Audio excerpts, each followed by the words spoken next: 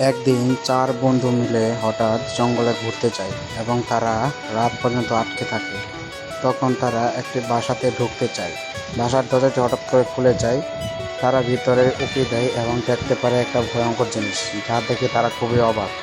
তারা দেখলো ভিতরে একটা আয়নায় একটা ছোট্ট মেয়ে দাঁড়িয়ে আছে। মেয়েটি তাদের দিকে তাকিয়ে আছে।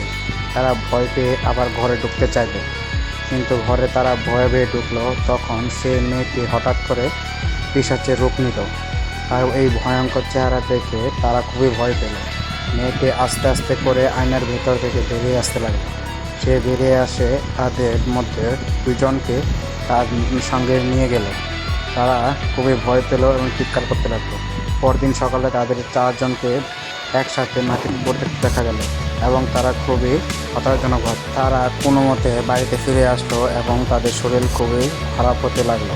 তারা চা পান করলো। দিন রাতে রিয়া নামের মেয়েটি তাদের বাড়ির আয়নার দিকে তাকালো এবং অদ্ভুত কিছু লক্ষ্য করলো।